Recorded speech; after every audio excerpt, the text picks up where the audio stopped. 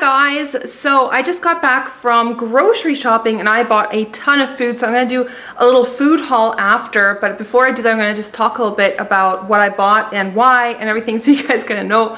So yesterday night I was doing some more research. I don't know, I spent a lot of time just researching food and health, and I don't know if you guys haven't gathered, but it's something that really interests me and I'm always trying to gather more knowledge on that. So I was Googling raw vegan lifestyle or like raw veganism. It's something that's always interested me. You know, I don't think that I'm completely cut out for to be 100% vegan because I like my dairy and I do like meat. But I love vegetarian food and I do eat vegan meals now and then as well, like kind of just to throw it in the mix. Like I don't enjoy eating meat 7 days a week. I've always thought that veganism makes sense in a way because, you know, eating you know, fruits and vegetables and things that come from the earth, that is kind of the most natural concept to us, and not even talking about the environmental aspects because farming, livestock farming, and growing the feed that is necessary for cows and pigs and stuff is one of the worst environmental kind of disasters taking place in present day. I am well aware of that. If humans consumed much less meat and dairy than they did, we wouldn't have as much global warming and all these things. You know, deforestation because we're planting soybeans in the Amazon to make feed for pigs here in Europe. Like, to me, I know that's completely crazy, and I do still eat meat. So, but I'm very well aware of why people choose to be vegans, and I don't judge them at all because, in a way, like to me, it also makes sense, you know. But I know I still eat meat and stuff because I enjoy it. I enjoy eating dairy, and I do try to buy organic and locally grown, like grass-fed beef and all that as much as I can. Sometimes it's just a little bit expensive, but therefore I try to eat less meat than some people. Doing a lot of reading up and watching YouTube videos on people who are into a what is it called? It's high carb, low fat, raw vegan lifestyle. So people who basically consume a ton of calories, but purely from fruits and vegetables. And it's something that really interests me. I've never really tried it. You know, I've never been completely vegan, and but I was watching a bunch of videos yesterday and it just seemed something that maybe I want to dabble in. It's maybe not something that I'm like hardcore, I'm gonna do it like 100% now, I'm vegan completely.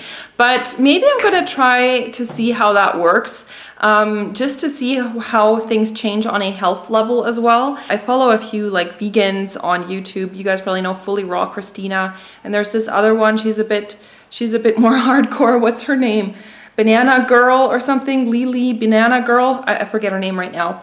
But watching their videos is kind of inspiring. I mean, I don't completely agree with everything that they say, but their videos are inspiring because they, you know, are very into their own lifestyle and stuff. So anyway, so I went today and bought a bunch of stuff for eating raw. So I'm gonna see how that is for maybe just like a couple days and see how I get on. Probably not like 100%, like I don't think I want to be a vegan, but I want to see if it's something that maybe I can do a couple days a week.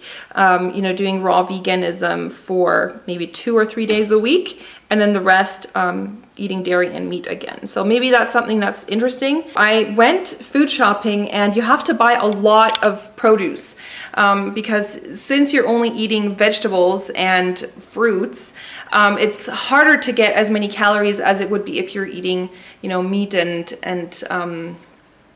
you know, like ready-made stuff. I just bought a ton of produce, so I'll show you that in a second what I bought. So on this side I have some lettuce. So I have 2 large lettuces. These are red leaf lettuce.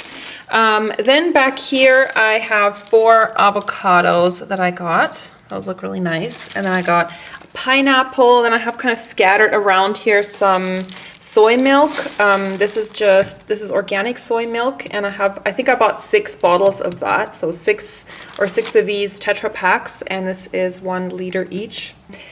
these two little bunches of radishes to make salads with. Back here I have some sweet corn that I'm going to either make on the barbecue or just grill or whatever, or just cook it. Then here are some sweet potatoes. I haven't had sweet potatoes in a while. I also got 2 coconuts.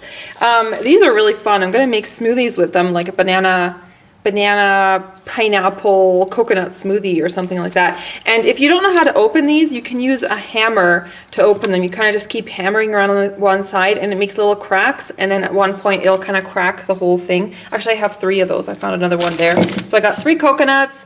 I got 2 bags of oranges. These are 1.5 kilograms of oranges, so I got 2 of those.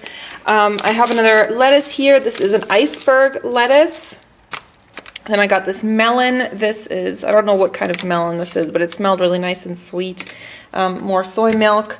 Then I got these peaches, and they're like flat peaches. I don't even know if these are going to be good because I don't think they're quite ripe yet. So I'm just going to let those ripen. They kind of ripen after a little bit, so I'm going to let those sit for a while. I got another thing of peaches. These are round, like the normal round fuzzy peaches. That's 1 kilogram.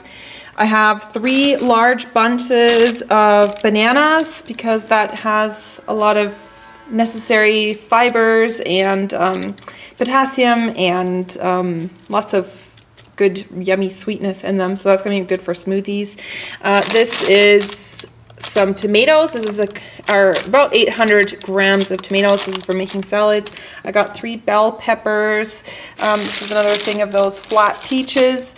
And then I have some pears over here, which I'm going to let sit out because the thing is that some of this fruit isn't quite ripe yet. This is 2 bunches of spring onions. This is for making salads with. And that is my entire food haul. So it was kind of expensive, yes, I admit. So I don't know how that's gonna, you know, if I do continue eating like this, I'm gonna have to figure out a way how to make this a bit more cost effective. Right now, I'm just warming up the rest of the soup, that stew that I had a couple days ago. And it looks ready to eat because I'm just really hungry. This morning I had a shake with 5 bananas in it. So 5 bananas, orange juice, and what else was in it? A bit of milk because I didn't have any soy milk on hand, so I went and bought a ton of soy milk now. I don't even know if soy milk is considered, well, it's considered vegan, but I don't know if it goes along with the raw vegan thing, but I don't care. So this is the leftover stew, that bean and porcini mushroom stew that I made a few days ago. It's completely, actually this is vegan as well. There's no dairy in it. And I always make extra because this is like leftover. So then when you, you know, don't want to cook on that day, or like you have a nice lunch already prepared. So I often actually make more portions than is probably necessary. Like you know, sometimes if the recipe is for 4 and we're only 2 people, my partner and I'll just make the recipe for 4 and then I'll have leftovers for the next day, so that I have lunch, because then you're not tempted to go get some greasy takeout or eat something unhealthy. And it's also good to take along to work. Like if you work in an office or something, just take it along in some Tupperware rather than eating the disgusting cafeteria food that they normally have. Thanks for watching, guys. Make sure you're following me on Instagram for more in-between updates of food and exercise. And you can also watch my last Julia's Fit Diary video by clicking on the linked video right now. Thanks so much, guys, and I'll see you later. Bye!